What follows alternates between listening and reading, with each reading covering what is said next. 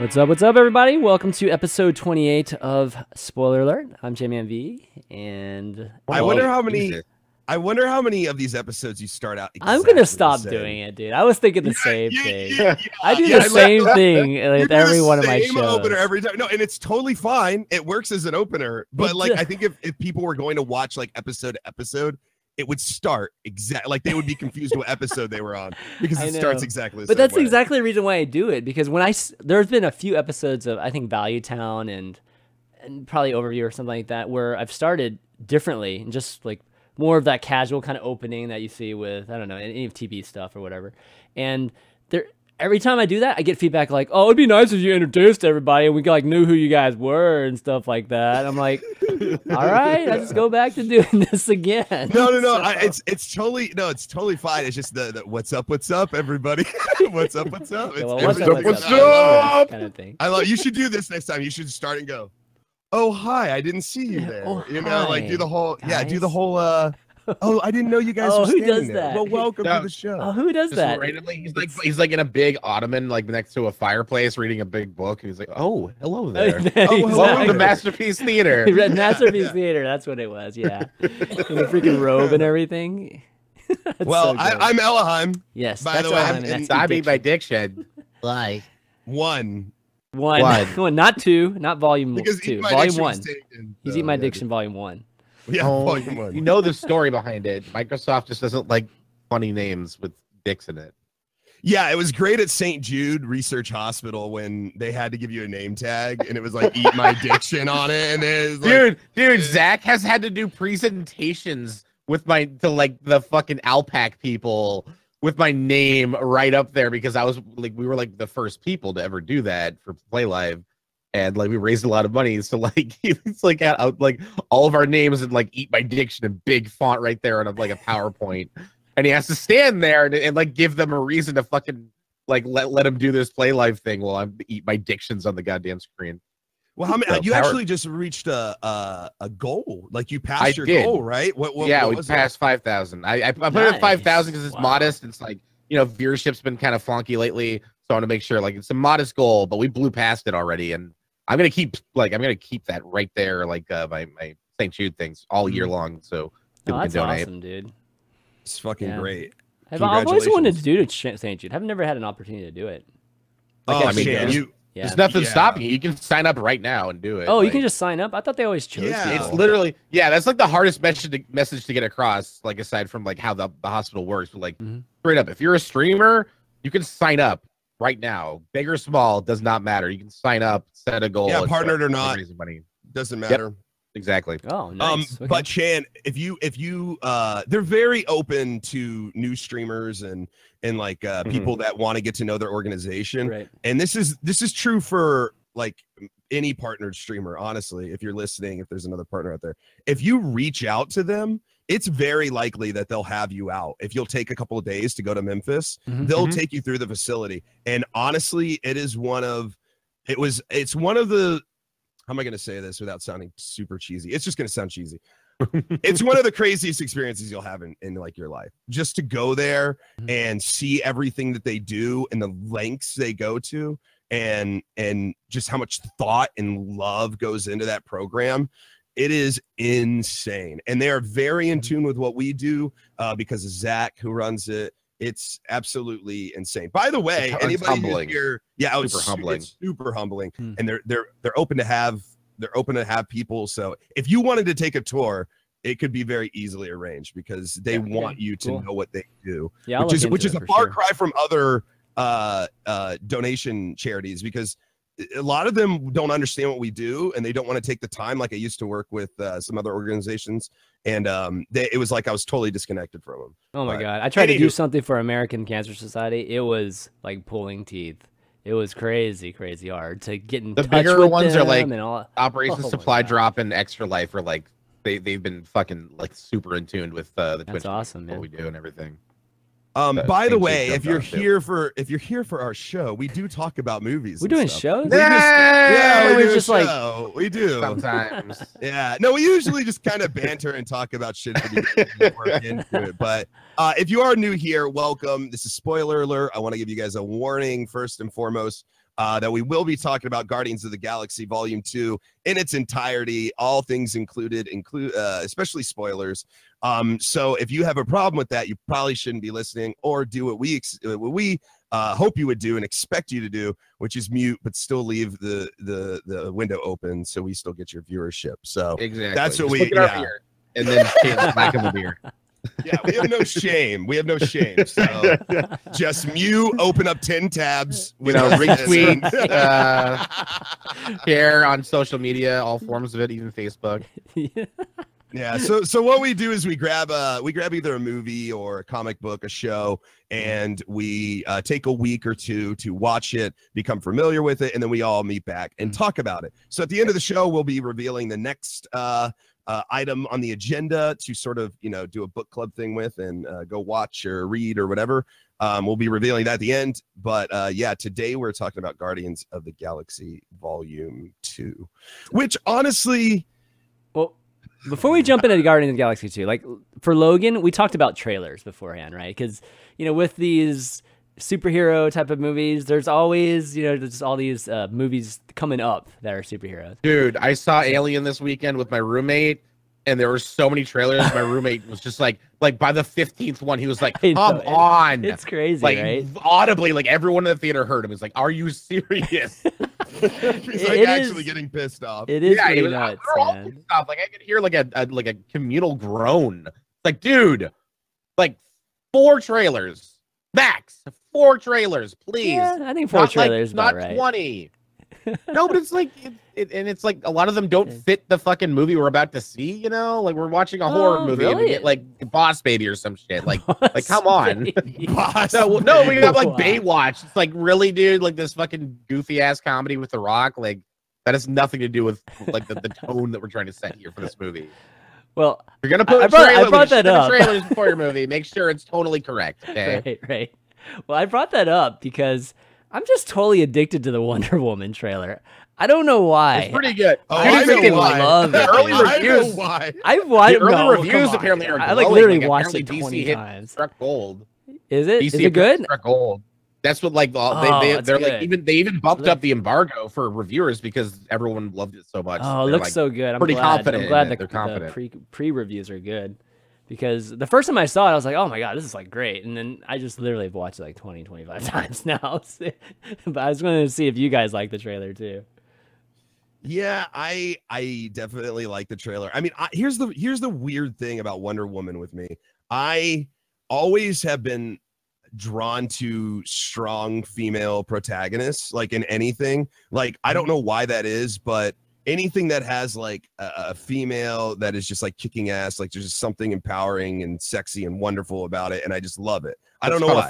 That's a fetish. Maybe it is. Maybe it is a fetish. I don't even. I hashtag respect women. I will absolutely fetishize this 100%. But I mean, even in like games that I play and MMOs and everything, my audience knows I always go with females. Like I always do. I just think that they're more interesting than guys when it comes to main characters, especially when they're like combative and stuff. Yeah. So, like I was all hyped for Sucker Punch. I love the Kill Bill series, not Hit Girl, but Kick Ass, all that stuff. But for whatever reason, I've never liked Wonder Woman. And I don't know why it is, but I just have never been drawn to Wonder Woman as like a protagonist, strong female character that I'm like, yeah, I don't know why. But the trailer actually looks really good. And for whatever reason, I don't see Wonder Woman. I just see sort of more of a, Athenian, gladiator, female combatant, the typical sword and shield. When you think of Wonder Woman, do you think of the comic series, or do you think of Diane Lane or Diane, what's her name? The original like 70s TV series. Victoria Principal. She basically will just like fake punch dudes and they fly into walls maybe, and then she spins around and turns into Wonder Woman. Right. Like it's cheesy as shit. And it's hard to respect, see, like, the black hair, bright colored, like Silver Age type you know, Wonder Woman is what I see when I think of Wonder Woman. Gotcha. And this is kind of bringing her more into the realm of, like I said, like a gladiator type thing, you know, or an Amazon, which later on she, you know, even back in those Linda old Carter, books, you know, thank you. I don't know why I said Linda Diana. Carter. I That said was weird. Victoria Prince. Yeah, actually, I was wrong too with No, the there's actress. another Wonder. It was Wonder Girl, I think, series where the actress name was Diane, I believe. I was thinking the wrong one. There's like two of them from the 70s. But dude, have you played? You played Injustice though, right? Actually, I haven't. Oh, dude, no, not even the new one, like the old Injustice. I never even played the old. I'm not really a fighter player. No, but like play it for the story mode because it's got really kick-ass cinematics. Really? And like it's got like a full story for like most of the characters. And Wonder Woman in that game is a fucking badass, and she's got she really is good, a badass. special that's the move. thing. I mean, she is, but like it wasn't until Injustice that you really got like they fucking made those DC characters way cooler than they ever show up on fucking screen or even in the comics. Like it's badass. There was another really game cool that had like really cool cinematics that were in it that I thought were just fucking incredible. DC Universe Online, actually. The cinematic was really fucking good.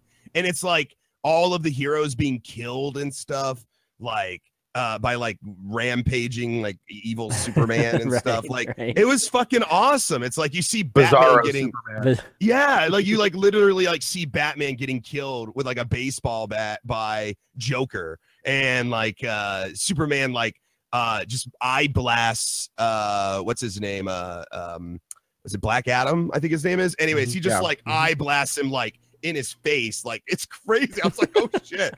So Injustice, I've seen some of it and it looks sort of like that, where they're like, I guess some of them go evil or rogue, or I mean, I don't know the story, but that's what it seems like.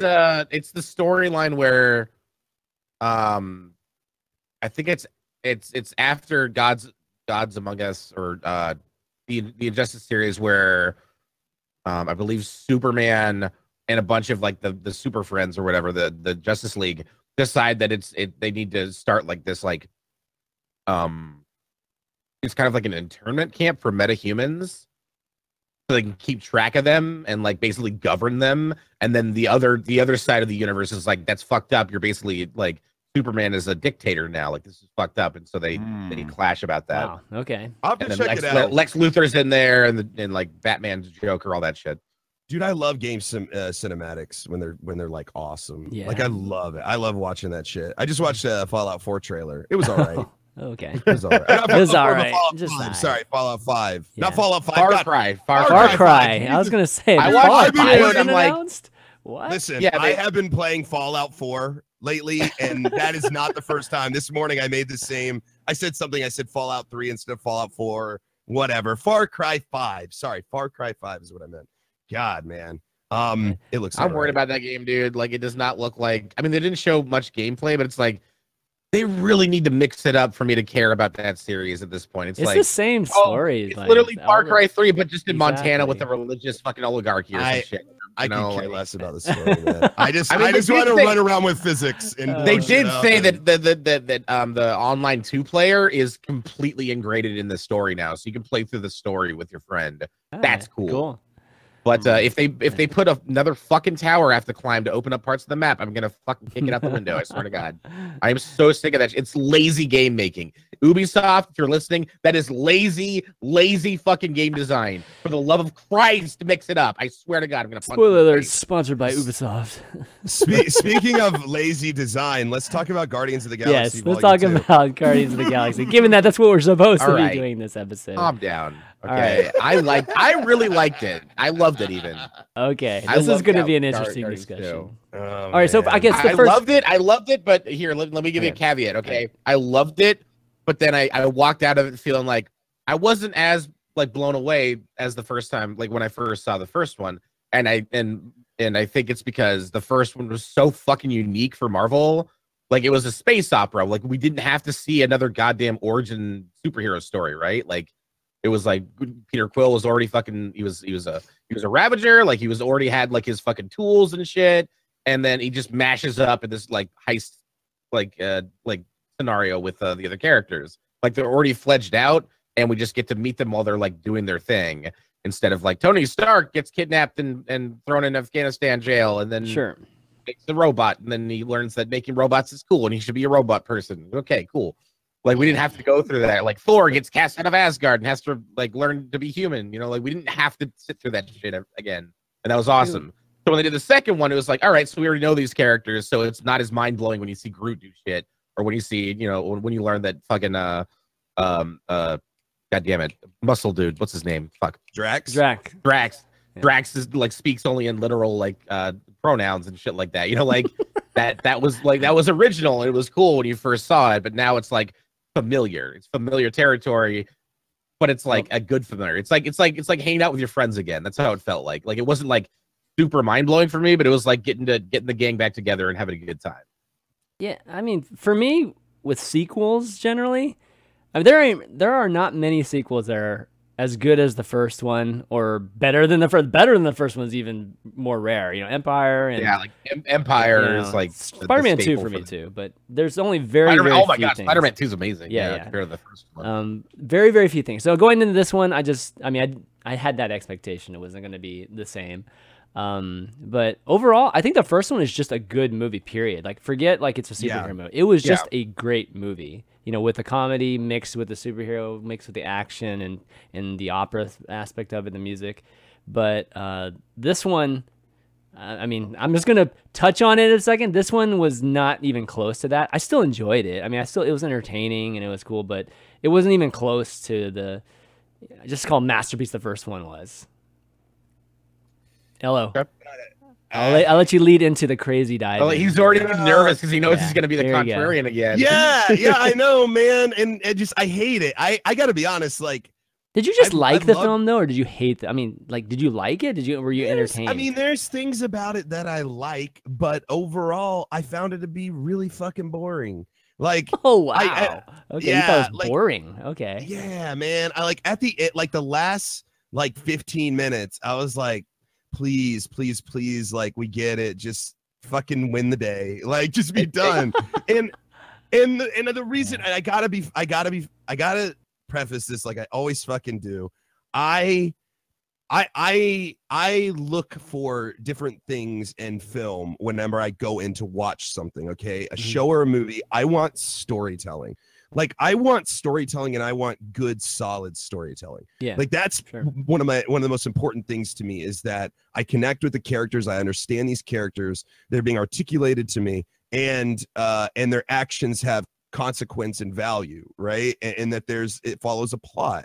And I've noticed that when it comes to most superhero movies, and I think it's just by nature, by trade, a lot of it is that you get the same regurgitated fucking story over and over again. And it's boring and it's cliche. And I'm just like, I just can't enjoy it as much. Now, most people say, well, like, you're taking it too seriously. You need to just go in and have fun with it. Just watch a fun movie. Okay, some people like that, and some people can just walk in and watch an action movie and have a fun time watching a fun movie. For me, the fun of it is the storytelling. Like, that's why I'm there. I want to, for all the reasons I just mentioned. And Guardians of the Galaxy, to me, just like a lot of these superhero movies, is a paper mache fucking film thrown out there that's super safe. It doesn't try to do much new. The first one did. The first one I feel like is one of the few superhero movies that I appreciated, enjoyed. I like the storytelling, the quirkiness. This was like the safest, most cliche, most convoluted shit I've ever seen. Like, I just absolutely got bored with it. I disagree. I know, of course. No, but like, it was ham-fisted for sure, but like, James Gunn put so much fucking character development in this movie compared to the first one, and I feel like you're overlooking that. Like, even if it didn't vibe with you, like the fact that they explore Gamora and Nebula's like sisterhood and their relationship. You know, obviously there's a big thing with Peter Quill and his father and that shit, but then like even like Drax, you know, like in his like inability to emote and like how he is capable of emotions. Baby Groot doesn't really do much in the movie, but it's awesome. He still has the best scene. He still has easily the best scene. But... yeah, he's adorable. And then, like, honestly, even if fucking Michael Rooker, what's his character's name? Fuck, Yondu or Mohawk dude. Yondu, Yeah, Yondu. Yondu. Yeah. Yondu had like the biggest arc in the fucking Sure, film, and it's yeah. like, and in the first movie, like he was a throwaway. He was kind of a throwaway character. It felt like he was cool, he was funny, he was interesting, he looked great. He had the fucking the arrow that he whistled and made kill people, and then this one he does it like tenfold. But like he has like an actual really fucking deep arc in this where he like it starts off with him being excommunicated from the Ravagers, which is his fucking home. They're his family, just because he didn't want to fucking sell a child for once in his life. And then his understanding of his relationship with Quill. Like I agree, like it was very much ham-fisted. Like it was like, hey, audience, pay attention to this. But I like that they at least covered that, and they tried to explore it, as opposed to just doing another sequel. Like Iron Man 2 is probably one of the worst sequels in history, and a big part of it is because it was just Iron Man 1 with a different enemy. You know, like it was not different. Like, and then Iron Man 3 came out with a new director and writer, and that one had like really fucking cool, like really good character building for Tony Stark. You know, and like his PTSD and like his relationship with his father, and like him and his girlfriend are like they're kind of falling apart and stuff. Like they explore that. That's what made it such a good sequel. And so that's what I took away from this, aside from like the awesome the character development. Real quick, can I just jump in real fast? Sure. I totally agree with you. Actually, Yondu is a great example because I think that he's probably the only character and like the character line, like story wise, that I thought was worth a damn. Honestly, Sure. The scene where you know he grabs him and saves him at the end, while it's a spectacular and cliche scene, I did appreciate that he said, you know, I might not be your father, but I'm always going to be your daddy, you know, and he saves him. I think it's an important message for people, especially this day and age when there's so many families. Dude, I'm adopted. I'm adopted, so that hit me like fucking hard. And I thought that was an amazing scene. I thought the line came out really, really well. Like everything about that scene I liked. So I can agree with you on that specific point. Yondu, I agree, was okay. He is not my complaint at all. So I mean, sorry, Chan. Just to kind of like give a comment, just on y'all's first is, I think the character development was good, you know, in terms of the script. But the problem with doing like 6 things all at once in a single movie is that none of them end up really taking over the movie, and you know, like the audience doesn't really leave with that kind of storytelling thing that you're talking about, Ello. So the Yondu moment was cool, but I feel like the main plot was really the whole, you know, Peter and his dad thing. You know, that I think that aspect of it was a big part, and that was the part that I just didn't care about that much. Yeah, man. Who the fuck did? Yeah. Once you know it's like honestly, once you know it's him, like their actual like relationship is like, obviously Kurt Russell's amazing. Put him in anything and the movie gets bumped up a couple points. He's fucking fantastic. Oh yeah. And I loved the lore behind Ego, like that he's this living planet who's been around the universe impregnating fucking aliens, like a fucking like killing them, testing them. Fucking mad concept. Like, dude, I'm just gonna go around the universe and impregnate a bunch of bitches, and hopefully I'll get a kid that's worthy of my power. It's like, maybe we'll find out. And like, I love that, and the way they told the story with those fucking like moving tableaus in his like big like office, I guess you can call it, like, or his throne room. That was awesome. Like that was like really good visual storytelling. You know, even though he's narrating it, like the visuals behind that was really fucking cool. Like when I think about Kurt Russell in the movie, I do think he was good. Like I think acting wise, he did a good job.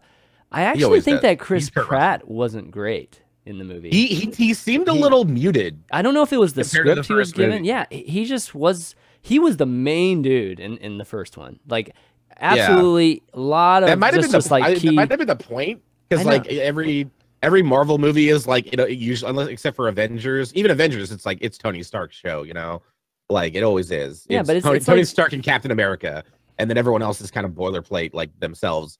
So it was kind of like in like an opposite perspective of that. It was kind of cool that Peter was not the fucking star of the movie, and that everyone got a lot more screen time and they got their own stories, and that. But he was supposed to be the star of the movie. Is kind of what I'm trying to get at. I don't think he was. The storyline is the main arc in my. It was the main arc, but like I feel like him as a character, like he was Like he had his story, but like that wasn't the centrifugal focus of like your emotions. Like you weren't supposed to care that much like about him compared to like Yondu's story or Nebula's story. Like Nebula came off as a really fucking sympathetic character, which I liked. She did too. They could have fucking wrote her off in the first movie, like they kind of hinted at, but she comes back and she has this whole emotional like storyline that like you didn't think was in the first movie. Like she was a fucking robot, like she was an android, like she was pissed off and wanted to kill things. Yeah, like, she was just this character. Like killer assassin like type of exactly. character. So it was really cool that they made her sympathetic and like the audience actually had to give a shit about her instead of her being another antagonist for the fight, you know. But you know, when you're designing a movie though, you know, just writing a movie and trying to frame a movie, if you have all these different sympathetic characters all over the place, you know, and it's harder, right? It's harder to achieve a very well developed and paced movie. Yeah, not all the emotional like hits are gonna really fucking land. But then again, look at like Boogie Nights where there's like 15,000 characters and you give a shit about every single one of them. Like it is possible, it's totally possible. But like with a Marvel movie, it's like the spectacle is like numero uno. I didn't connect with any of these characters at all, probably for any reason except for maybe it's because you're not human. What you call well, I mean, yeah, I sit in a dark room. Like I'm worried for your daughter because she's gonna grow up to be a jaded no. fuck. Oh my god. Jesus Christ. Wow. We're swinging today. My daughter's gonna have something called taste. Oh. She's not just gonna, wow. She's not just gonna ingest every fucking silly ass superhero movie and claim it's gold. Listen, this shit is so. It's just so. I understand, like in a reasonable sense of like Shakespearean, you know, everything's been done, right? There's no original story, right? But that's no excuse for bad storytelling. There's a difference, right? There's a huge difference. And this is just like, it was like an action movie they tried to wrap around a comedy movie. It's like their quirkiness was so heavy-handed. Like the jokes, it's like, of course, some of them were funny because every like 30 of them were funny. You know, like they just threw you so many jokes so often.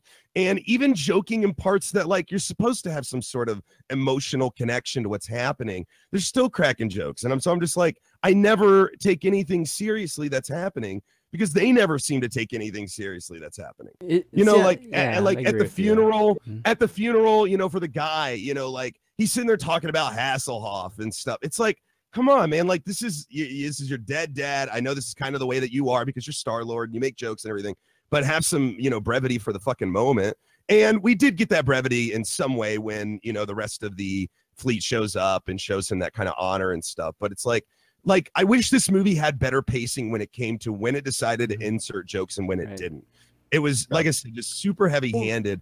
And most of them I didn't find that funny. The Mary Poppins thing, fucking hilarious. Okay, that was really good. That shit was a very so good. Did you see Mary Poppins, y'all? Like, dude, Michael Rooker like went to Disneyland and took a picture with a Mary Poppins like cosplayer, and he's holding the fucking umbrella and took a picture with her, and that's the funniest fucking in joke I've ever seen. Like I love it. I love that. You know, that was hilarious. James Gunn actually wasn't gonna do the third movie, and the only reason was because he didn't want to make a movie without Michael Rooker. Like they're such good fucking pals.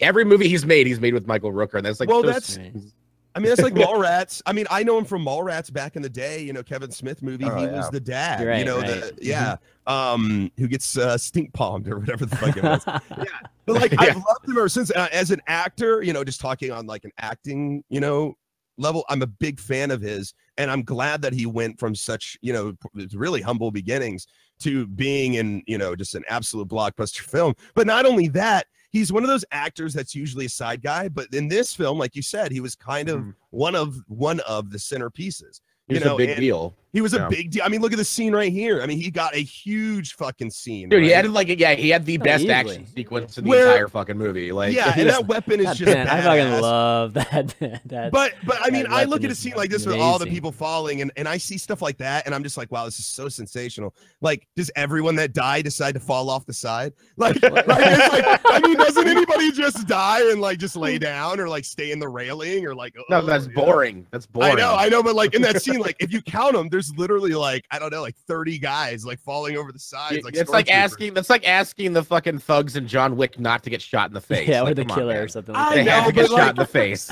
But you understand, like, there's a sensationalism to the shot. They want to set up the shot of his walking, looking cool. Yeah, with all no, the I mean, guys Of course, falling. of course. And the shot is more important than like the fucking reality of the situation. I mean, it's or, a music you know? video. Like those scenes are But that's music okay videos. for Yeah. me. That And that's particular cool. thing I is like fine that, for me. like, Yeah, and typically I'm okay with that too. Like I did enjoy that scene, but it kind of goes into this overarching point that, you know, I just feel like so much is done to make us feel something, but without any consequence or payoff. For example, Drax like going out of the back of the spaceship, okay, and he was flying out there, and it's like, I've got technology that makes it okay for me to float around in space. Okay, cool, man. Pull out your gun, shoot in space, do all that shit.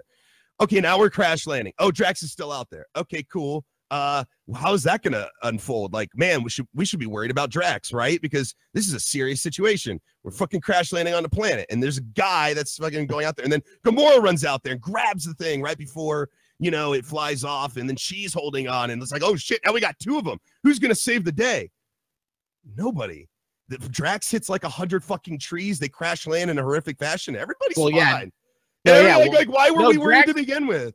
Drax and Gamora are like they're aliens, so they have like thicker skin and bones. Like Drax is really hard to kill. I get that. If it was Peter or Rocket, they'd be fine. Like, I know, but why am I caring about him being out of the back of the ship, and why is she caring about him being out of the back of the ship? You don't have to actually worry for their well-being. It's just exciting. Well, so this, I think but they're not just excited. I'm not talking about me. I'm talking about the actions of the people in the story. Why is she running over there and trying to stop him from flying out the back like he's gonna die, when he lands and just laughs it off? And you know, like, she doesn't take any damage. It's no big deal. Like, these things, I want these things to have value. If I see somebody out the back of a fucking ship, I think that his life is in danger, and I think that because the characters are treating it that way. Yeah. Gamora is treating it like his life is in danger, but it's not. His life's not in danger. It's fine. There's so many. She know that though? Yeah. So how does she know that? That? You may know that as a viewer, but how does she know that he's not going to die when that happens? Well, maybe because he laughed once it was all done. Maybe how many times has he got to laugh? Yeah, because she can't see in the future that he's going to laugh. Okay, guys. Okay, so I think either way. But my overall point here is that there are so many like. I guess I always fuck up the term, but I think it's Deus Ex Machina, whatever, where it's like things just happen and fix everything all the time. Like, and it happens in a lot of superhero movies, and this one is part of the problem too, where if we fall into the middle of a planet, how do we get out? Oh, there's just this magical pillar rising up that we can jump on. Okay, cool. You know, what else that just happens to conveniently come together for us so that we can be the heroes? You know, like even little things that like for instance, at the end, when what's his name, Star-Lord has that emotional moment with the other guy, you know, the guy gives him, he says, "Oh, your buddy said to give this to you, the Zune," you know, and he's like, "Here, have his old weapon." You know, it's like, and then it's just like cleared up in a second with Rocket decided to pick that up when we were still there, and he put it back together. It's like, where in the ensuing chaos of this fucking planet trying to destroy them does Rocket Raccoon go, "I need to grab those so I can tinker with that later"? You know, like, and then it's like tinkered all in time, and then it's just like right there ready to give him. And no, it's like, he gives it to him after they had the funeral and shit, right? Like, I mean, yeah, okay, so they established in the first movie that Rocket, when he's not being bothered with like killing dudes, he likes to make does all bombs kinds of shit. so, He does all kinds of things. it's feasible that within the time that he died and they got off the, oh my god, Adam, you're so upset about this. I know. It's like, I'm it's not- like, I'm not- down okay. for 1 second, realize it's a fucking angry. movie. I'm not angry. I'm not angry. I'm exasperated. It's different. Okay, Like, so It's feasible to believe that within the time frame they got off the planet to after the funeral, that like at least a day had fucking passed or 2 days, and Rocket during that time was like, "Hey, let me fix up this arrow. Okay. Like, I'm bored. Let well, me do this." let me get a point in here, which is, I think this kind of has to do with both, you know, like maybe some of the issues that you have, Elo. So with the first one, and I always have to bring back the first one because, again, I think the first one was, you know, a masterpiece, and it was really, really good, really, really well done. And the issue with this one compared to that one is, you know, a lot of those things that you're talking about, Adam, were not in the first one. And, you know, that was, I don't know if that was purposeful or if it just happened to be like that. They were never put in situations where just crazy things were happening. It didn't feel like Blockbuster, you know, that type of movie. You know, it would still felt like it was this crazy cool opera, and there was still something going on. I think generally with this movie, it just wasn't done as carefully. You know, like they didn't put as much time to really plan things. I'll give you an example of the music. The music was so perfect in the first one, like the timing of it, what they used for it, and that sort of thing. In this one, they were just using music everywhere, and it didn't even make sense. Like some of the things that they used, maybe one or two, you know, with the song it was with the lyrics, it was like okay. I feel like this time they used a lot lesser known hits. Than that too. One. I mean that too, but it was still just used in weird places. I mean, like, well, yeah, that's not. I wouldn't fault it for that. Like, given how well they used the first one, like, and how much impact we had with the first one, everybody came in with that kind of expectations that the music would be that impactful, and I felt like it was just where they chose to do it was, I don't know, it just felt a little, you know, like kind of like what you were saying, Ella, with just action and stuff. They did it with the music. They just kind of threw it here and there and that sort of thing. And I think that's just the general theme of the whole movie. It became like a summer blockbuster. And I'm entertained by that kind of stuff. I mean, I don't like regret paying for that to go and watching that, but it's not like, so it will never be like one of the best superhero movies like the first one, you know, and that's kind of the precedent it established with the first one. So that's why I was kind of disappointed coming out of it, even though I still was entertained by it. But yeah, it just seemed like there just wasn't as much time put into it. Like even the timing of the jokes, and it was just so good in the first one. Some of the jokes overstayed their welcome. They had a lot of deadpan humor compared to the first one. Yeah, and you can say like, you could say it's because we've seen that kind of stuff. Like we've seen Rocket Raccoon's, oh, you know, he's trying to pull up another limb again because it's a joke, you know, and things like that. But they can come up with new things, you know, like you don't have to do the same type of things, you know, the same type of comedic lines and whatever that even thread is, right, with what they did in the past. Well, I think this goes back to what you were saying, Chan, though. I think this goes back to what you're saying about Chris Pratt. I think a lot of the comedy wrapped around Chris Pratt. It's Chris Pratt's comedy. Like that it's like it was written for him, right? And a lot of that comedy sort of worked into the first movie because he was kind of the center stage of it. When this movie when he's not necessarily this, I mean, he's one of these center pieces. He's still a very important part. You know, arguably the most important part. But when there's so many other things going around, it's like it tried to insert his humor in every scene, even in scenes where he wasn't there. Yeah, like it had this like. It's like they want it, I don't know any way else to say it. It's like they wanted to have scenes with Chris Pratt in it in every scene so that kind of comedy can keep up. But without Chris Pratt in the scene actually doing it, a lot of times it fell flat. Like for me, it did anyways. And I don't know. And I'm sorry if I seemed angry or anything like that. Dixon, I'm not angry at all. It's just that I have such a hard. You just got upset over. No, like, I'm not really right. small. Let me explain. Let me explain. No, let me explain though. Let me explain why that exasperates me so. It's because I've never been able to articulate to people exactly how I feel about movies like this. It's very difficult. It's like I understand that we're just here to have a good time and watch a fun movie, and you know, if that's what we're here for, if we're here and we know it's going to be a C-rated thing and we're just going to enjoy a C-rated thing, let's just go enjoy a stupid C-rated thing. But this show is about talking about how we feel about the shows and how in the movies and how we interpret them and what we feel about them. And this is something that I feel about not only this movie, but other movies as well. One of the biggest movies that I try to use as an example is like King Kong. You know, people are always like, you have to suspend your disbelief, you know, to enjoy a movie like that. And I do expend my belief to the point that I believe that there is a giant monkey in the world. You know, like the giant monkey, it runs around and it does giant monkey things, right? Yeah. You know, now the monkey isn't shooting energy blasts out of his goddamn hands, right? He's just a giant monkey. It's a force of nature in the world that we live in, right? But then you get weird things in that movie, like being able to punch raptors in the face, or taking a Tommy gun and shooting bugs off of somebody with a Tommy gun without opening your eyes, and like falling 50 feet or being picked up by, you know, fucking dinosaurs and taking over here just conveniently. Like these things, there's like physics involved, there's natural order, there's, you know, science, for Christ's sake, that keeps some of these things from happening. I can suspend my belief that there's a giant monkey, but when a guy that, you know, weighs maybe $150 at tops punches a 300-pound fucking raptor in the face and the raptor's like, oh, you know, like I'm like, okay, that just doesn't happen. That's not a spinning belief anymore. That's just fucking sloppiness. That's just action for the sake of action, or you know, just spectacular. It's just spectacular for the sake of being spectacular, and that's how I feel about this movie. It's just spectacular for the sake of being spectacular. There's no reason for a lot of it most of the time. It's hollow, it's shallow. Even the love story between those two is shallow and hollow. Nobody even believes it. They don't even believe it. I mean, that's what I was getting at, right? It's just not carefully done, you know, like it's not carefully done. You're right. And it shows like the holes across the entire thing. I mean, there's even a scene in the movie where they have somebody go pretty much like word for word, like, you know, I am you, you know, like you are me, you know, that kind of, you know, that cliche, like, what's the line that everybody uses? Like it's always by bad people. Like you, like, I know who you are because I'm him too.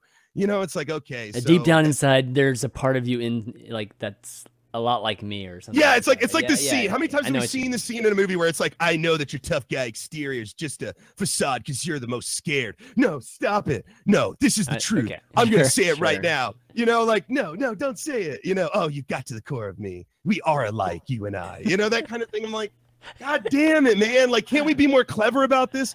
And like, I know it comes from the comics. I know his name's Ego, but can we be more clever with the names even? Like Ego, oh, a planet that wants to take over all the other planets. You know, like, okay, I get it. That's part of the comic, though, right? I mean, I know that's again, and I said at the beginning of this, in my defense, a lot of this is unavoidable in a way, right? You can't stop calling Ego the Ego because he's Ego, you know. But in itself, it's childish. It's entertainment for kids and teenagers, like not for an adult, not for me, you know, maybe for other people, but for me, I feel like.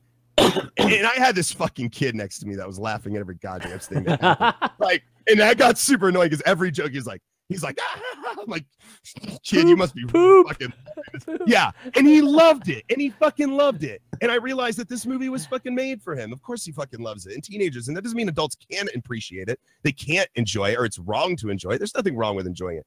But for me personally, I need something a little more adult. I need the dots connected a little more. I need to know what's going on. I don't need just some hollow fucking will we or won't we, you know, cheers. And even if you mention it in your movie, that doesn't make it any less pathetic to me. Like, it's just a shitty attempt at romance. Like, I felt nothing for those two characters. I don't care if they love each other. Even in the first movie, I didn't. There was a romance. I mean, yeah. No, he fucking wants to bone her. Remember it. He doesn't care. That's their romance. Like. I think I agree on that. Like, it feels super like shoehorned in. Like, oh, we got to have some sort of love story in here. Like fucking Thor and Natalie Portman. Like, dude, I never bought that for a second. He's just really hot, and she's a nerd. Like, that's it. That's all there is to it. Yeah. He's super hot, and he's a god. Super hot. Yeah, like that's it. But they're not in love. He doesn't actually like care about her. He's a god. Why would he? You know? Yeah. But that's the thing, is it still pushes that story arc. Like, it's like pushing a boulder up a hill. Like, if you're not going to put real storytelling effort into a romance, then leave it out. Don't just throw it in there just to make us have a romance in there. And that's what I felt like a lot of this was. It's just like, it's a movie filled with things that are super safe, that the normal consumer can watch, have a few laughs, and go home, and they're going to make $1 billion off of it, right? Which is great, you know. But I would rather somebody really care about the product that they're making, put time and effort into the story, you know, make really believable value, like characters filled with value, you know. Like, this just felt so hollow to me. Everything felt so hollow. So do you think the you know, given that the first one was so successful, right, and studios are just trying to make hundreds and hundreds of millions of dollars from these movies, and they usually do it even when they're terrible, but how much do you think that played a factor into how this was made? Yeah. Every percent. That's what's so disappointing about it. That's why it's so hard to have a great superhero movie. You know? I mean, well, like, I follow James Gunn on Twitter, and he's probably one of the most like open directors that has social media. Like, he'll answer any and all questions he's allowed to, given like the Marvel MCU and like what he's allowed to spoil and stuff. And he's been very fervently like yes, I had complete creative control. This is my movie. Really? Oh, man. Yeah, even though the first one, they were like, James Gunn, you just got to make sure to include Thanos and like in the Infinity Stones. The rest just like take from the comics as you will and make a story. Was So he just lucky in the first one then? I mean, no, he's a really good writer. He's I been know he writing is, for but I'm just saying, like, like they're 2 so decades. vastly different in my eyes. Like, I crazy. feel like different. it's just sequelitis, man. It's like how do you capture magic in a bottle twice, right? Like you can't do it. You just got to do the best job you can. Well, so I but then he's still restricted by the Marvel framework, which is very, very methodical and formulaic. You know, Sure. even if Guardians is super wild and out there compared to the rest of them, there's still a formula to the story, the 3-act structure, and like character motivations and where they start, where they end. So let's talk about that for a second. Oh, go ahead. One last comment. I get that, but I would rather. I appreciate sequels that try to do something different than the first one versus a sequel. I mean, and this is different, but I'm saying like different meaning original versus a sequel that just goes sellout mode. And I think this one went sellout mode, and that's what bothers me the most. I disagree. I mean, it wasn't complete. It wasn't completely sellout, but it was definitely moved over to that spectrum. It was definitely like they knew what worked in the first movie and they gave the audience more of that, but at the same time it was too familiar, right? Like like it was a lot of shit you expected from a Guardians movie. Now it's a franchise, so like you have expectations. Yeah. So okay, you're right about. Like you're right about that. I feel like they could have done a lot more to like fucking upend those expectations and really give us like the backflip. I'll give you an example of what they did well. The first scene was fucking amazing. Dude, that title sequence is was probably one of my fucking favorites amazing in fucking history. And that is just that was one of the Guardian best songs they could have chosen. I love that song. That is Electric Light Orchestra. Right. That's Guardian, but that was the definition of Guardian of the Galaxy, and that was done well. That was done so beautifully and in the style of Guardian of the Galaxy. But that was like the only thing that was done, in that sense, that had that flavor of the first one, and I felt like it was just perfect. Like they went through all that music. They chose that particular song, and they had obviously that funny dance mapped out, and just really, really leveraging Groot's cuteness. That was done perfectly. I just wish the entire movie was like that, because it wasn't. It was like the complete opposite. But go ahead, Adam. It's interesting because I think there's a very valid point here that I think we need to talk about, and that's that there is a responsibility that falls on the director and the people making this movie to stay true to the comics, in some degree, sure. Right? Yeah. There's flexibility with that, but I think that we can all agree that when you're taking something that somebody loves and putting up on a big screen and trying to represent that, you try to adhere to the things that, it embodies, right? And here's the problem with me, especially when it comes to movies like this, is that the approach always seems so, I guess you would call it, maybe Silver Age is a good idea, or like 80s almost comic books, where there's like, the good guy and there's the bad guy, and the good guy goes through some trials, and then he comes out and then he fights the bad guy, he's defeated, and then he ultimately wins. Like that whole structure is very like old school comics. It's not representative of like most comics today. Now you still get those same, there's still Spider-Man and all those other ones that are just long-running comics, but we've gone into early in the 2000s into the Ultimate Universe. And so the Ultimate Universe is a like retelling in this day and age of a lot of these heroes that we've come to know and love: Spider-Man, Captain America, Avengers, all this shit in the Ultimate Universe. So it's recreated so that new kids that are getting into comic books now don't have to go back and read all the Silver Age and Gold Age and stuff to know what the fuck is going on. And in the process, though, it seems like these movies, a lot of these movies, not all of them, but a lot of them follow sort of that old style arc, like that, like I just explained. But then we start to see movies that are getting into the new shit. Like if you read of like Ultimate, the Ultimate Universe now, it's fucking dark. There's some dark shit that goes along, like Tony Stark offering a suit to Spider-Man. This awesome, like almost like an Iron Man Spider-Man suit, and gives it to him and says, "Welcome to the Avengers" and stuff. Well, later on, like Tony Stark uses that and forces Spider-Man to do stuff, like because he tells him like he even entraps him like almost slavery into the suit. He it's crazy. It's some dark shit. And you start to see that in like Deadpool. You start to see that in Logan. You're starting to see that in these movies. They're starting to break that sort of, you know, I said childish earlier. Maybe that wasn't the best way to describe it, but that old school way. Yes, exactly. That old school way of thinking into the new school way of comic books, right? So you have to adhere and give reverence to the old school, but like the old school is the old school, you know, where it's again these cliche storylines, these, you know, usually only like one-dimensional characters. Some of them, you know, they really don't go into the depth. So it's exciting to see movies like Logan and Deadpool come out because they're more adult. They go into the darker sides. They get a little bit more serious. I feel more connected with those characters. I'm getting to know those characters better because they have more flexibility to do that with the rated R, you know, rating, and they don't have to necessarily follow, you know, any storyline or at least close to it. So I think that is something that we need to talk, or at least needs to be mentioned, at least because you know, I think Kevin Feige even said that he's the Marvel producer dude, that after Infinity War they might do a full reboot of the MCU, which means maybe they can start taking from the darker storylines.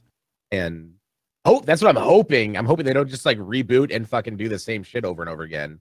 Like that would be cool if they're like, okay, we're done with this Marvel Cinematic Universe.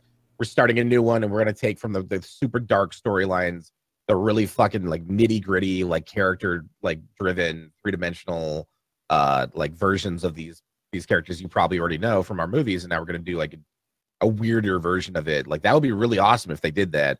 But knowing them and being owned by Disney, they're probably not going to. Yeah, right. Well, like that's the thing with Logan and Deadpool is that the production companies behind that aren't tied to Disney, so they can do R-rated all they fucking want.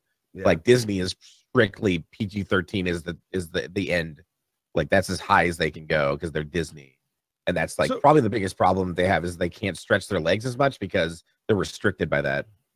And that's a good question. Do you guys think that these movies are held back by their rating? Do you think that we could have seen probably a better Guardians of the Galaxy if we had a rated R as opposed to rated PG-13? You know, like moderately better. And now obviously this isn't going to do this because it's mostly for, like I said, especially for the kids and teenagers. They want to appeal to that crowd, so they won't. But let's say at the end of the day, like Logan wasn't good because it had blood and gore and they said fuck every 3 words. It was good because it was a modern Western that like really dove into Logan's character and had like a lot, and like him and his daughter and stuff, you know, like there was a lot more meatiness to it than there was. The violence was necessary, though. I think the violence needed. It was necessary because fans of Wolverine have been waiting fucking 15 years to see him like slice the dude's head off. You know, like it's been too long, like in the cinematic universe for them not to do that. But at the same time, like even if it was PG-13, if they kept with that story and the acting, it still would have been a fucking masterpiece. Like it would have been really fucking. It still would have been good. I agree with that. Yeah. The Guardian of the Galaxy doesn't. Deadpool, on the other hand, would never work as a PG-13. Like, that's true. He needs to be raunchy. True. Like that has to be rated R. Like I guess my thing is in a literary sense, right? Adversity grows characters. You know, and when you're limited in your adversity because you can't show certain things or you won't show certain things, it limits character development as well in certain instances. Yeah. Not across the board. There's definitely ways to have character developments and, you know, whatever. But in a movie that presents so many conflicts so quickly, so often, you would feel like you would learn more about these characters and their decisions and how they handle these things and, you know, the values that they get from them and how it shapes them or changes them. You don't really see that with this. They're presented with conflict, but it doesn't seem like anybody ever changes or grows or, you know, like maybe Star-Lord, maybe he becomes a little bit more mature, you know, from the first movie to the second movie, maybe. But his immaturity is sort of his character too. Yeah, you know, they need to explore the collateral damage the way they did in Civil War, where like that woman at the elevator and she's like, "This is my son. You murdered him." You know, heavy-handed, like real consequences. Like in the first movie, like half of fucking Xandar was destroyed when that ship crashed, but they never went into that.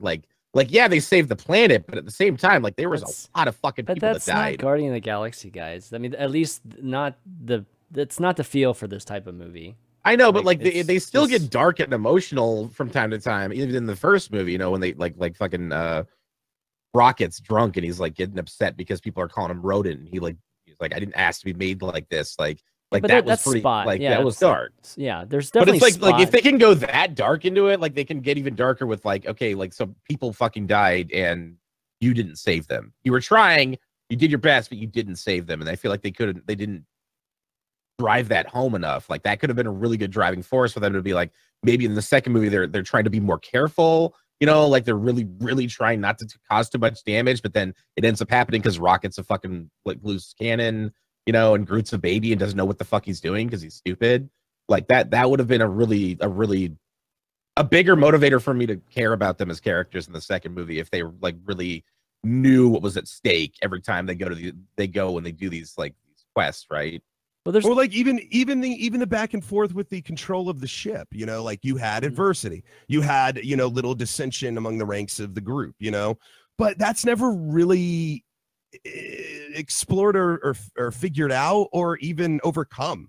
Like it's never really addressed at the end of the movie. Yeah. Like, you know, you see what you think. What normal literary characters would do is they would have this back and forth. I want to be the leader. I want to be the leader. I want to be the leader. That kind of thing. They would have this argument, you know, they put the whole damn crew's life in danger, you know, supposedly. I guess Drax is okay after crashing and Grimoire. I guess it doesn't really matter, but supposedly their lives were in danger. But the thing is that like they have a little argument and they still snip at each other and nobody learns anything at the end of the day. It's not like they learned to work together or to allow each other to, you know, they didn't grow as characters or come to some understanding. It was just, they just threw it in there and then it was never really resolved. So overall, just with let's just talk about the arc of Guardians of the Galaxy, right? We know there's there's not that many left, right? The whole Thanos and all that storyline with the that's Infinity War is gonna finally like give Thanos his day as the antagonist. Right. It's coming up though, right? It's like in a year or something like that. So yeah, so they got Spider-Man, Black Panther, Doctor Strange 2, Thor, and then Captain Marvel, and then it's Infinity War, and then Guardians 3. I think that's like all they have left. Yeah. So with Guardians 2, because I knew what the eventual, you know, or at least what the arc was going to be, I was really surprised there was no talk of Thanos or Infinity Stones or any of that, right? Because we ended the last one with the Infinity Stone, right? And him. That's because Thanos gave up on like that part of the galaxy. He's moving towards Earth. Oh, okay. That's where Infinity War is going to be. Yeah. Oh, I see. Yeah, so when it felt more of like a throw-in. This one was just like a when Ronan failed and then Nebula abandoned, like both his daughters abandoned him, like it was assumed that he just gave up on that part of the galaxy and decided to move on. Okay. I guess that explains it. It's just, I guess, from the standpoint of folks that don't know the comic, it felt like a completely different storyline, right? This was like I think people will go from like Volume 2 thinking that Volume 3 will just be some kind of separate, you know, adventure that these guys have, right? But it's going to end in the next one. Yeah, they're going to be in Infinity War. The Guardians are confirmed for that. Yeah. And then after Infinity War, that's when Guardians 3 takes place, I believe. Oh, I see. Okay. Got it. Yeah. Yeah, I liked Drax more than I thought I would. I did too. I will say that. I did. I love him. He's almost as adorable as Groot. Honestly, he really is. Yeah. He's precious. He's a precious flower. He is precious, and I did end up liking him more than I thought I would. Just because I didn't really like Drax from the first movie very much. This one, he's more like a Gimli. You know, like just the hearty, fun, like comic relief. Yeah. You know. He's the Gimli of the movie, right? Yeah. We haven't even talked about Mantis as the new character, or the gold people with their fucking video game ships. Yeah. Which honestly, I love that. I thought that was an awesome kick to gamers. Like, oh my god, that's hysterical. They're all standing around watching him get the high score and shit. And he fails and like, you suck. Like you suck. I love that. That's like classic James Gunn, just like fucking like locker room. That is the future of streaming. Yeah. Totally. It's just your fans sitting behind you, like, you try to kill people Ender's Game style, and then they just beat the shit out of you. Honestly, I got really tired of all the trailers, and like I felt like they were giving away so much of the story. It was refreshing that like the antagonist you thought they were fighting like from the trailers was actually like just a nuisance the entire movie, and they're failing left and right. Like I thought that was a really good like gotcha to the audience. Like, yeah, you thought this was gonna be their foe. Like, no, it's just some bitch that doesn't know what she's doing, and she's just really pissed off. Like, that's it. Yeah. But they're probably going to be back, though, right? I mean, there's definitely... Yeah, they teased at the end. Yeah. God, there was so many fucking post-credits. But it was really good. They, fused them in with the actual credit sequence, which I liked. Yep. And apparently James Gunn, after the first movie, people are like, we love post-credit stuff because he had the Howard the Duck in the end of the last one. And so, he was like, all right, you guys like post-credits? All right, I'll put, 5 of them. Fuck it. Let's do it. Let's have some fun. And, Howard the Duck. Oh, sorry. Go ahead. He was in it too. He was actually in the full movie. There's a cantina scene, and Howard the Duck's chilling there talking to a girl and stuff. I thought that was hysterical. Yeah, Howard the Duck was the first time I realized I was into bestiality. Was Howard the Duck, because if you remember the old 80s.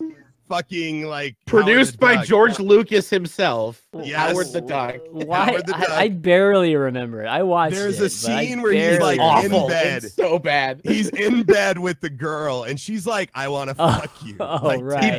He bones Marty McFly's mom. Right. He bones his mom. Yes. And at the time, as a young, impressionable young man, I saw Marty McFly's mom hitting on a fucking duck, and it was sexy. And I was like, I want more of that. It was all backlit with silhouettes and stuff, and romantic jazz and shit. Oh god, it's so bad. I want to know what it was like on suspension. set for that scene. What was the set like? What was the mood on set when they were filming that shit? It was the guy's dressed in a green suit. They're all on cocaine. They're all on cocaine. I mean, that was right after the hippie era. It's. I mean, when was that movie? I gotta look. Wait. That was 86, 87. Was Howard the Duck? It wasn't green screen, was it? It was actually a suit. It was an animatronic puppet. Yeah. Yeah. Okay. Oh my god. It was a dwarf.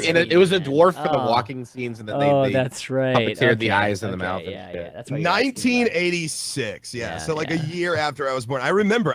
This is one of my earliest memories. Is being at my friend's house down the street. It was probably one of the first scenes that had anything sexual in it that I recognized ever, and it was Howard the. Oh God! Xavier in the chat just reminded me. Yeah, duck dicks are corkscrews. That must have been fucking excruciating. Corkscrew. Oh my God. Yeah, pigs and ducks have corkscrew penises so the female can't get away during coitus.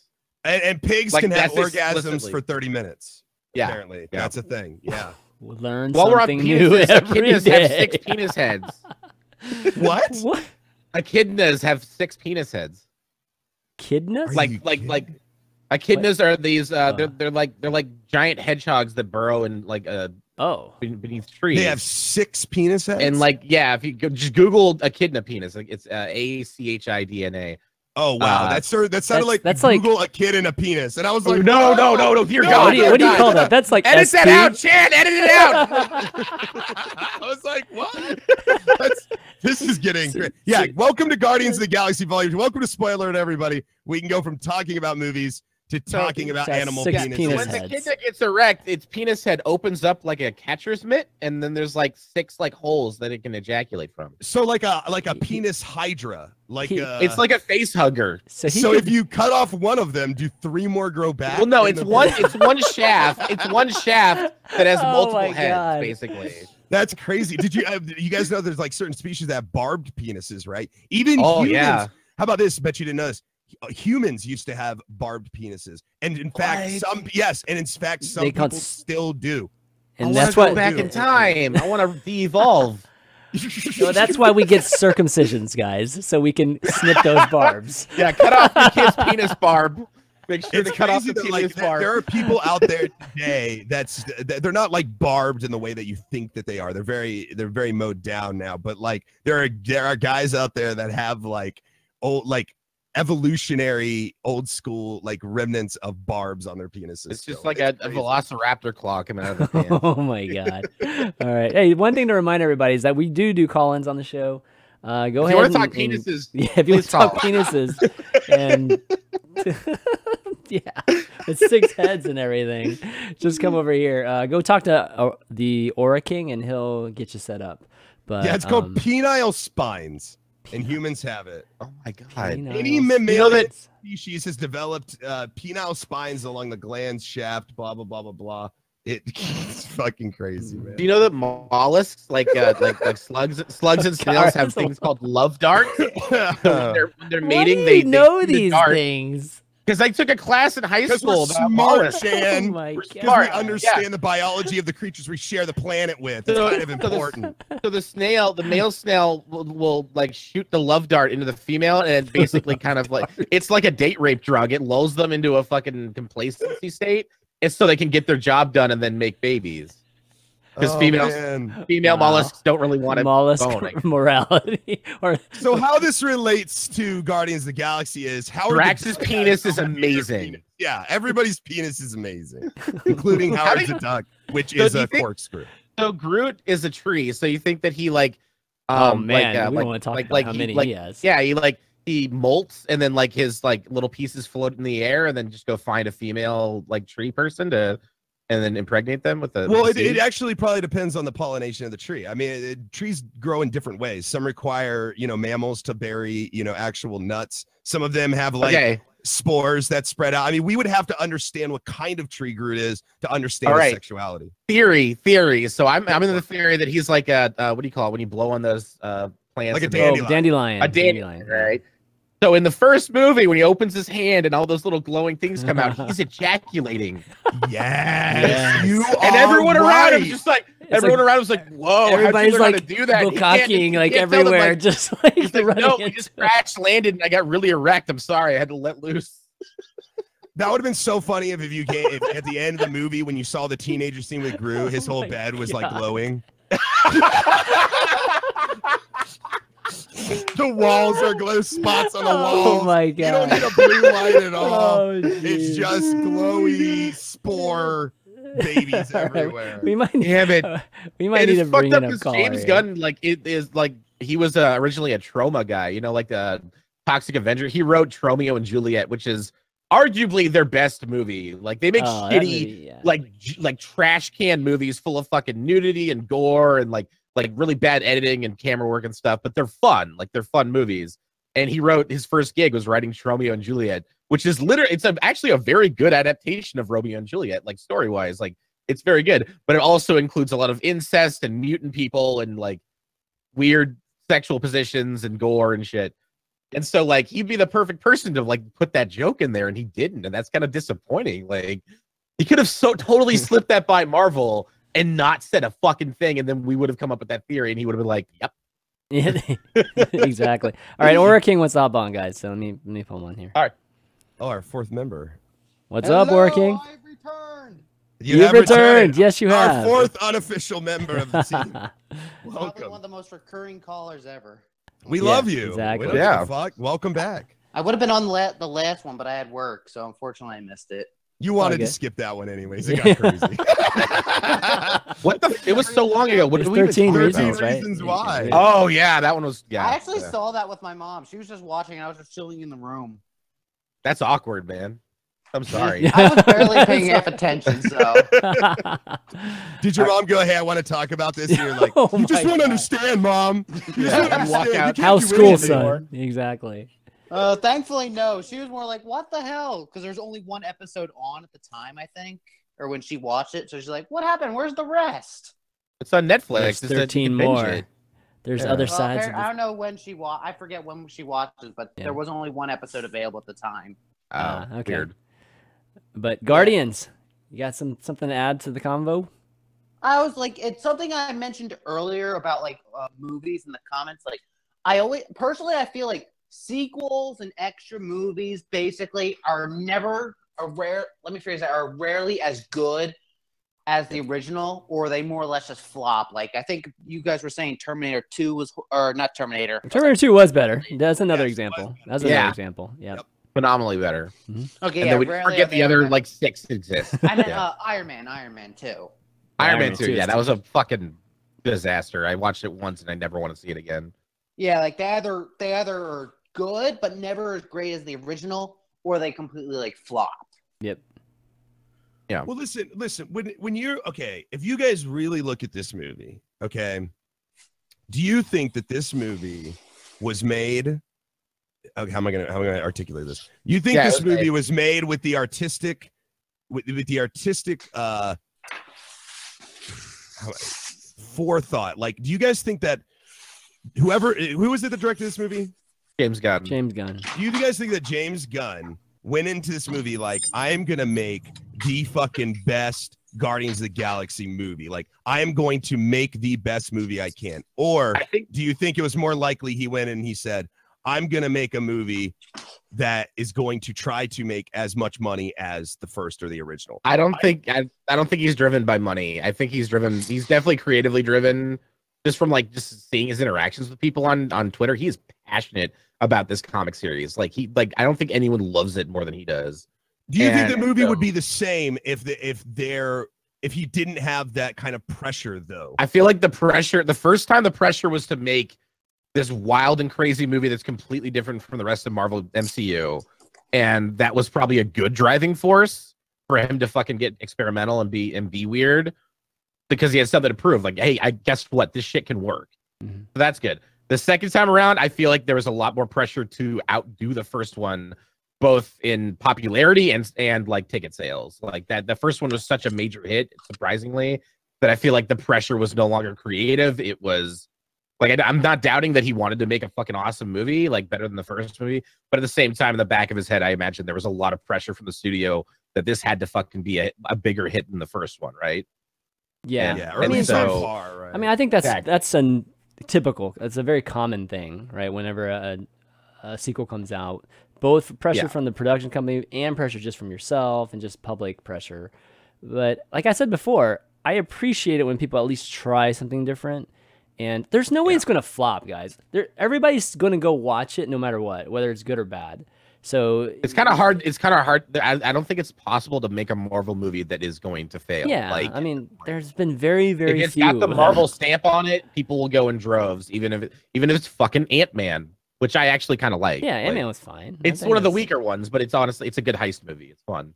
Yeah. But at the same time, people were not thrilled about it because, one, they didn't know who Ant-Man was. Two, they didn't care because his powers seemed stupid and pointless. And three, Edgar Wright left the project, which was the big selling point. People wanted to see Edgar Wright do a superhero movie, especially after Scott Pilgrim. Like, he totally has the chops for action movies. Yeah. But so it's so kind of hard to make a horror movie and no one sees it. In a way, there's not that much pressure if you look at it from that standpoint. When you have just the brand there, it's going to be good.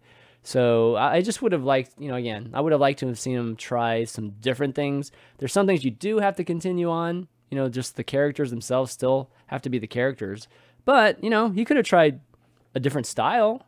I mean, what if it was just a completely different style, and tried to do something original that wasn't in the same context, or maybe he didn't have the music as big of a part. I don't know. That could have been surprising. A lot of people might have not liked it, but it would have been a chance I would have at least respected more than just going blockbuster, because now the next one is going to be a blockbuster style again. Like, I don't expect him to somehow get super creative with the third one.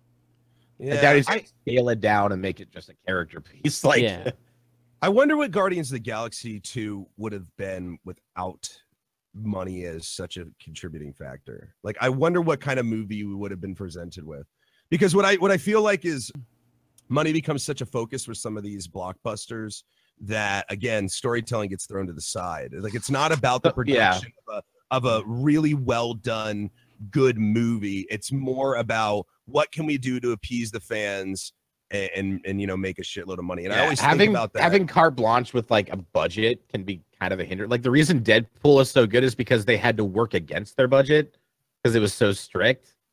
And that's why it was so cool, because they had to fuck with the story structure. They only had so much money for special effects, so they did a lot of practical stuff, or they they focused on the comedy a lot more.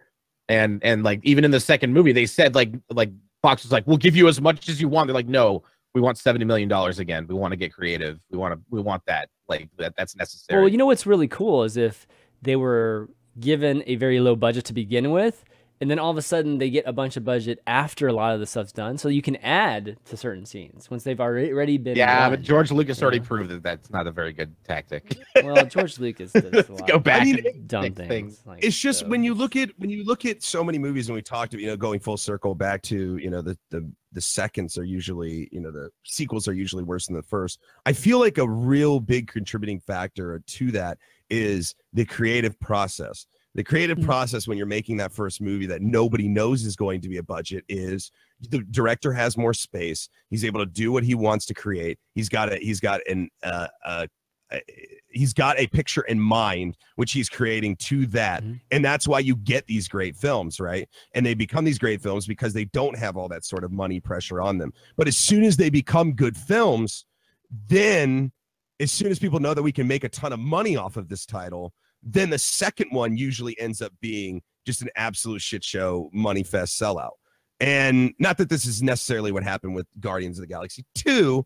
I'm just saying that, like, you see that a lot, and that is definitely a contributing factor. What if we just, what if Guardians of the Galaxy came out one and, he was able to make that movie, and people didn't really think it was going to be as big a hit as it was, and it was a fantastic movie. And then they just backed off and, let him make whatever number 2 is. Just use your artistic direction. Go and make what you want to fucking make. Like it's with anything with fucking art. You got to let the artist work. You got to let him do his thing. No greatness is achieved by people making compromises and looking over some artist's shoulder in a very like Ayn Rand kind of, way. We have to allow these passionate people the space and the resources to create wonderful works of art. And honestly, that's what James Gunn has been fervently like saying on Twitter, on Facebook, on like every time he posts, like that he had complete creative control.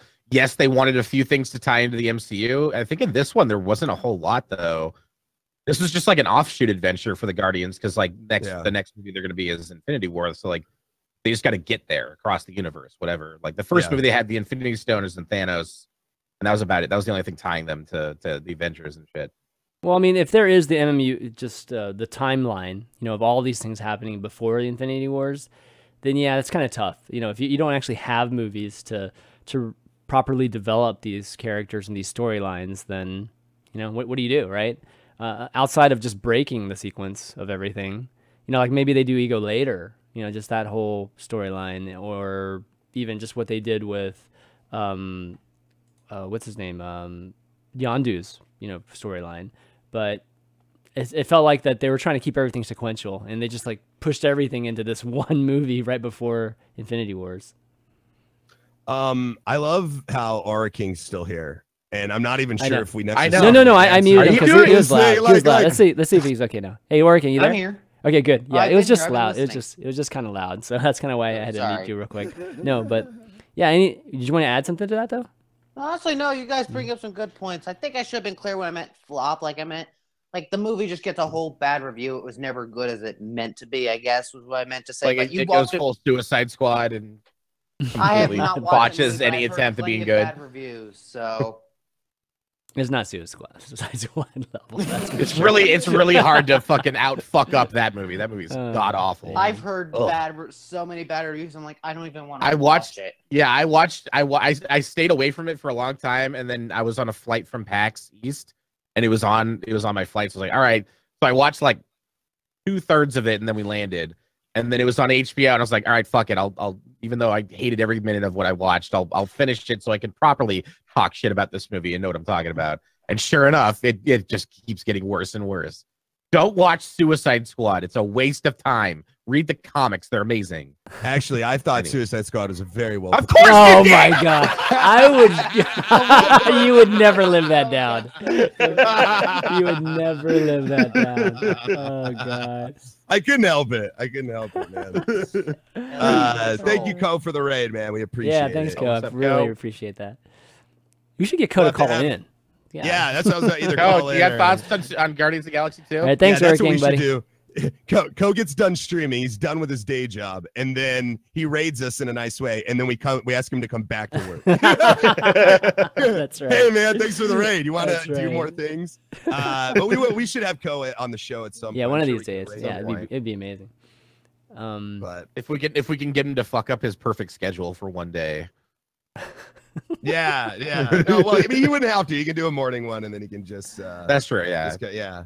All right. Any other Yeah. characters we haven't touched on? Well, we barely I even mean, touched on I mentioned- Mantis, right? Mantis. I Yeah. loved her, and I thought that at first the way she spoke was really off-putting, and then I like gradually realized that she. I mean, obviously she's an alien and she's an empath, and her only real contact was with ego for most of her life. So like it makes sense that she's socially awkward and stuff. And I felt like she was a really cool character because she kind of represented people on the spectrum, Mhm. you know, with Asperger's or ADHD, even autism. Like I don't know if that was intentional, but that's what I got from it, and that's why I Really, liked her a I lot. didn't think about that, but I see why you did. Yeah. For Yeah, sure. like Yeah. it might not have been intentional. It might have been intentional because like definitely the whole adoption subplot was intentional. Like for like that was a story meant for people that were orphaned or adopted and raised by people that weren't their birth parents, you know, like and understanding like, oh, those are your parents, the people that raise you are your parents. Mhm. So that was a really cool character. I feel like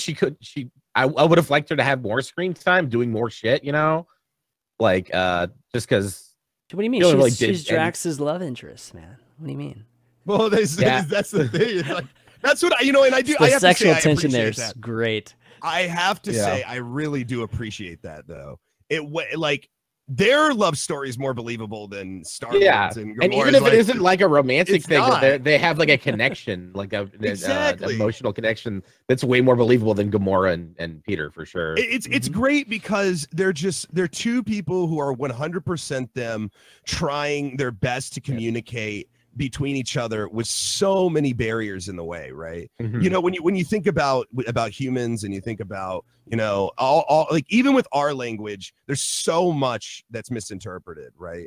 Even when we can understand each other. So you get two people that are from vastly different cultures and who are vastly different people to begin with, even species, you know, just what they see, you know, most human guys would look at the mantis woman, whatever her name is, and go, oh, she's a cute woman, right? But like Drax is like, you're hideous, you're disgusting, you know, like it's I just crazy. It's puked great in my though. mouth. I just puked, like, oh, I don't think of you sexually, you know, like it's fucking hilarious because you get to see again these two really genuine characters. I think this is one of the reasons I like Drax the most in this movie is just because you see these really genuine characters trying to learn to communicate and be peaceful and cooperate with each other, which is great to see, especially on her side because she's had no other interactions. So she doesn't know what's good, what's not. She knows what, you know, smiling, you know, is good. Yeah. So I'm doing it. And then Drax is just so bold, like, not like that, it's not.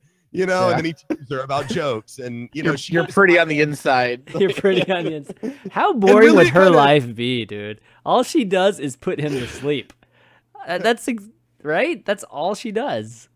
Let's just say I can't believe that's just from touching his forehead. Oh no! Come on, he's a She's a sex god. He slave, gets too. lonely. She's a sex slave too. He's a god. He's an immortal. Okay. Like if you look back at, you know, like talking about cliches and regurgitated stories and stuff. I mean, it's basically the story of Olympus and Zeus. I mean, Zeus used to come to Earth in so many different forms and tons of different people, That's a not good just point. women. I mean, even he came back as animals, fucking people all the time, and he was constantly trying to breed children, but Remember most of people them fucking ended animals.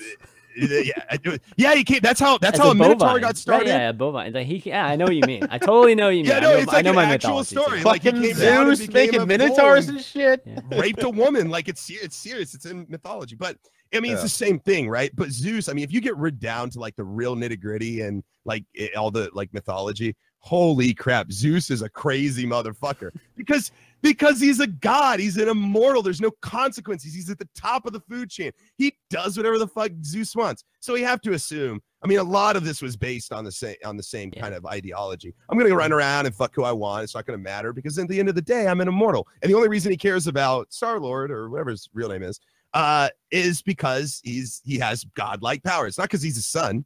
It's because he's another god or has the potential to be a god. So, yeah, of course she was a sex slave. I mean, he could do whatever he wants. He doesn't give a fuck. He has no conscience. He's a god. He's an immortal. He's on a whole different line of thinking. In fact, I found myself sympathetic to some of his ideals because from his point of view, Somebody who's been around for millions. I mean, you have to Oh, understand boy. this guy's been around for millions of years. Okay. You know, you're obviously when you're immortal, you have a different, point of view. I'm not saying it's right or wrong. What I'm saying is I was sympathetic to his ideals because from his character's point of view, all of this is really inconsequential. What's a day to somebody who's lived for millions of years? What's a life to somebody like that? A normal human 80-year life is the briefest of fucking moments. It's a drop in a bucket. It's not even meaningful. So when you think about it in those terms, he's thinking on a higher level. He's thinking on like, oh, I'm a god. I need more other gods. I need to, do something. I have a goal. So I can understand his point of view. I can understand why he felt certain ways. I didn't even necessarily think he was evil. I didn't even think he was evil. He's a god. He's an immortal. He's not on our line of thinking. He's not on our line of morality. It's like how do you feel like how people feel to cockroaches? Like we have no understanding of what they are. That's all based on perspective, right? Step on them, we spray them with Raid. It's exactly. It's perspective. His perspective. Yes. Way bigger than anything we could even fathom. Yes. So exactly. To him, it makes perfect sense. Yeah. Again, it's not even evil to him. He's just like, but it's evil to us, right? I mean, we're mortal humans. Of course it is. I know, but what I'm saying is I'm sympathetic with the goals of the character simply because of the context of what he is, where he comes from, how long he's been around, that kind of stuff. I'm not saying what he does is right. Of course, I feel like morally it's very wrong to kill off entire planets of people. Genocide is very wrong. But when you have an everlasting, all-powerful, planetary god who's been around for millions of years, this can seem inconsequential, which is the same actually argument that goes back to OA, like our episode of OA. That dude's ultimately trying to attain godlyhood or eternal life or some mastery over death. What's a couple lives in the process if he does attain it? What kind of gift could he give to the world? That kind of thing. It's an interesting line of thought. That was one of the better parts of the movie that I liked was that I don't like the father-son thing, and I cringe so hard when they're actually literally throwing the ball with his dad. Like when they're literally I'm like, please don't do it. Please don't do it. Please don't do it. And then as soon as it happens, I was like, oh god, I was the same way, dude. Like the proverbial throw the ball with the dad is like, make it more proverbial, like have a conversation with him, like connect on some way. Don't actually throw a ball with him. You might as well get a baseball glove too. Yeah, and just go out there. So bad. Yeah, it was pretty bad. But like, I don't like the father-son thing, but I did like the character. I did like Ego as a character. I thought his line of thinking, his motivation. I think he's kind of a good bad guy in the way that again, it's not black and white with him. He's not just evil for the sake of evil. He's not chaotic evil. He's more like a lawful evil, or even like a neutral, like a true neutral. I mean, but is he what is his intentions though? Like his intentions are just to take over the universe with his. He just wants to be everywhere instead of being stuck on that planet. Yeah, so as that planet. I mean, his intentions are not great. That's for sure. They're not great, but at the same time, again, like from his point of view, like that's the universe to him. It's like it's like that's his goal is to be everywhere. Like he wants to be everything and everywhere.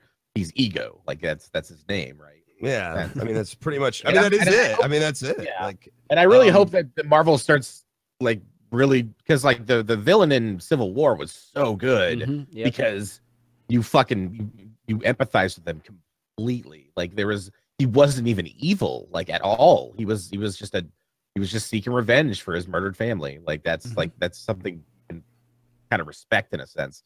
And like the what was it, Doctor Strange? That villain was a little one-dimensional. Like, oh, I want to kill the world and rise to a higher power. Like, okay, that's well, it's kind of weird with Doctor Strange because the villain ended up being like not that important at the end, right? Because there was a higher villain that just showed up at the end. Yeah, it was like that Final Fantasy ending where it's like in Final Fantasy games where you get to the end, the guy you've been chasing forever, and then you realize that the true enemy is the evil within him, and you have to go inside. You know what I mean? Like the secret last boss, which is just like essence of hatred, and it's like in space or something. It's yourself. Yeah. It's yourself. Yeah, Prince of Persia, the other mirror, the other side of the mirror.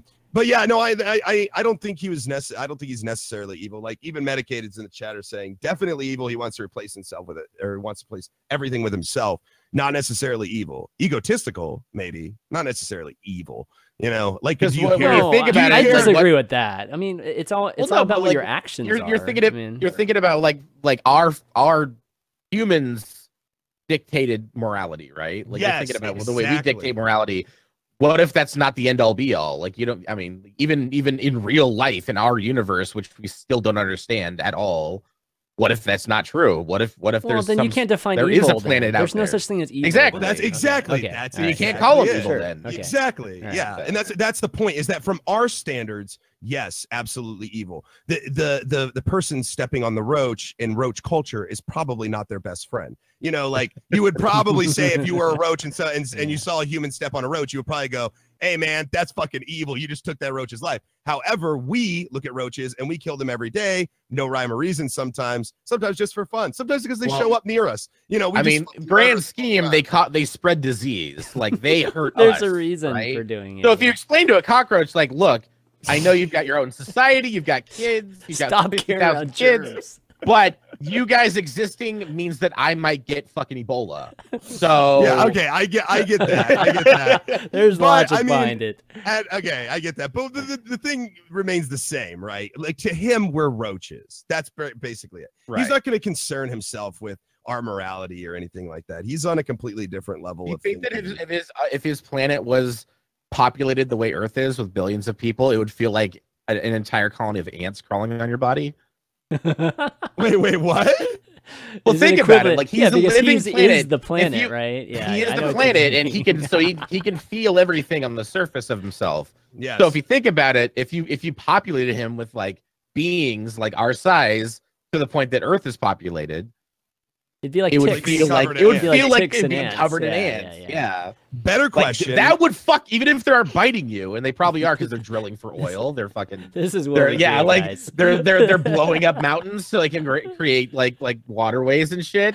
Like that would fucking suck. It would feel like a bunch of bullet ants on you biting your skin. I think the better question is, what did he feel when the one sister drove that fucking airship right into that hole and pushed her way inside of it? It probably felt like it probably felt like popping a zit or something. Maybe it's like a spaceship sized dildo in your planet asshole, right? Like just flying in, like it's too small. Like pushing its way in, you know, like shooting and stuff all up inside your fucking rectum. There's a whole fight going on, and then some sisters reunite right there in your anus cavity. I just learned I have a new fetish. Thanks, dude. Like, dude, in the middle of his room, he's sitting there reading, and all of a sudden he just goes, "Oh, you know, like somebody's in the center of my planet." Oh boy, is that sisterhood? Right. I feel. I think we open the pod bay doors. It's time to talk. I feel sisterhood. Delved into the depths of Guardian of the Galaxy. Now, I wish James Gunn was listening to this. Exactly. we'd have a total mind trip. Guardian of the Galaxy 3. All right, something for fun when you're a planet, you know. Should we talk about next week? Are we done with Guardian of the Galaxy? All right. Yeah. I feel like we broke it apart. Yeah, we broke it apart. Oh man. Okay. Next week, guys, we're going to go back. That being said, I'm definitely going to see it again. I'm going to go in the theaters. You're going to see it again? Really? Okay. Hell yeah. Cool. Yeah. It entertained me. Like it was good. You know, there's not a lot good out right now. I've already seen Alien, and the only thing I'm looking forward to is Baywatch, man. Yeah, it's got fucking like 50% Rotten Tomatoes. I'm good, man. 50%. All right, next week, I'm waiting for The Big Sick. That's the movie I want to. Oh yeah, that's true. All right. Yeah. Yeah. So we're gonna do. We've never done Silicon Valley, so we're gonna do seasons 1 and 2. And so if you guys can go check that out. It's on HBO. And the episodes are 30 minutes or 25 minutes, whatever it is. Like there's only like 10 or 12 minutes. Yeah, they're super short. And that's one of the things that bothers me about it, but we'll talk about it too. It's just a little too short for me, but you can get through the first 2 seasons if you compare it to just a regular season, anything else. But I love this series. I've been loving it for years now, so I can't wait to be able to talk to you guys about it. I literally this morning watched like the newest episode that came out. Sunday. Yeah. So I'm all caught up on season 3. Yeah, Yeah. So for those of you who don't know what we're talking about, basically, if it's your first time here, what we do is we take a movie or a show, a comic book, and we review it. We meet back in a week or two. In this case, it'll be a week, right? I think everybody's open next week. Thursday, usually at 1 p.m. Eastern. So around this time, an hour before this, yesterday, a week from now. That's super confusing. But either way, you get it. Next Thursday, you're going to want to watch this show, seasons 1 and 2, and then come back and have a conversation with us. We talk about everything, basically. Things we like, things we don't like, and we really get into it. And even if you don't decide to come to our show, please watch Silicon Valley, because it's just it's pretty interesting. Really good. It's Mike Judge. The world needs South more Park. Mike Judge. He's amazing. He's a fantastic human being. Yeah, so I think we're gonna have a lot of fun with this one. It's gonna be definitely a lot less season divisive ones too. for Season sure. 1, there's so much to talk about. They have Season such 1. epic season enders too. Oh, God, like there's yeah. like the nerdiest shit they make look so epic and like awesome. And I'm an engineer too. Like I was a software engineer before all of this too. So it's like perfect for me, at least demographic wise. I live So near good. Silicon Valley, so That's right. You live. I can confirm some of the accuracy on the show. It's definitely interesting, and we'll definitely talk about it. Yeah, but why don't we wrap watch up? Why don't we wrap up today? A fantastic show as always. Diction, want to do some shout outs? Hi, I'm Eat My Diction 1. You can find me at twitch.tv/EatMyDiction1. I'll be on tonight for Fucked Up Friday. Probably playing some more Friday the 13th on Friday, and drinking booze. Should be a good time. Hello. Can't have Fucked Up Friday without booze, man. I fucking Yeah, love Fucked Up Friday. I watch like once a month for like usually about an hour. I'll just pop into somebody's and Cool. just watch. That's all I ask. Awesome. I love it. I'm surprised I haven't been on there. Like I just haven't. Because made you the time. stream it on hours. I know. It's totally my fault. It has nothing to do with you guys. Like it's all me. We do it at night though, like around like 10 your time. So like that's not too far off. Well, yeah, I'll just have to like stream through the night one night. We'll figure it out. Okay. Anyways, I'm Ello. Hi, Ellohime. This is my channel. So if you want any of that information, you can check it out here on the channel page. If you're listening on, something else, it is just go to twitch.tv/Ellohime. That's ELLOHIME. I've got streaming tomorrow. I just got over bronchitis, which was super fun. So I'm still hawking up all sorts of things all morning this morning on my broadcast. I'm like hawking up shit. So I am well now, though, at least on the tail end, the heel of it. So I feel good. But yeah, if you guys want to hear more hawking up of loogies tomorrow morning, please join us. The things that may happen tomorrow morning are as follows. PlayerUnknown's Battlegrounds, Friday the 13th. We could do some GTA RP or a secret special game that I will not reveal. Ooh. Which is definitely I've been addicted to RP. I got into it on Monday and it's fucking great. Cosplay. Yeah, I realized that like there's so much like how that like RP is filtering into other games. Like I tried to play Friday the 13th with like Burke and like Satellizer and stuff this morning, and it was just like all RP. That's all they were doing. Yeah. It's like nobody was playing the real game. I'm like, what the fuck? Like, are we playing this game? And they're like, my name's Susie. I'm like, oh my god. So, but I don't know. We'll see. That secret game is definitely that full motion video game that just came out. It's like 10 hours long, apparently. It's like a mystery full motion video game. Has one of the same guys that was in, if you guys saw my contradiction stream, it has one of the same actors in it. Now I got to figure out what it's fucking called. Anyways, I'll be maybe playing that in the morning, so not so secret. I told you guys, but don't tell anyone because it's a secret. Chan-Man, how can we find you? You can find this show as well as a lot of other shows. This is my last show of the week, so it's always like the end for me, and I can chill for a couple of days. But I did a few really great shows for the Overwatch anniversary, including Streamer Showdown yesterday with Jeff Kaplan and Seagull and Muselk. So you can check that out, youtube.com/ChanmanV, and my stream is also twitch.tv/ChanmanV. You can also find this show on iTunes as well as Google Podcasts and SoundCloud. And if you get a chance, or you listen to us on the way to work or anything like that, and you like us, go to iTunes, leave us a 5-star review, because it really helps out when people are trying to find spoiler alerts there. But that's going to be it, guys, for this week. So for Eat My Diction, Ellohime, and myself, Champion B, we'll see you next week. Later. Peace.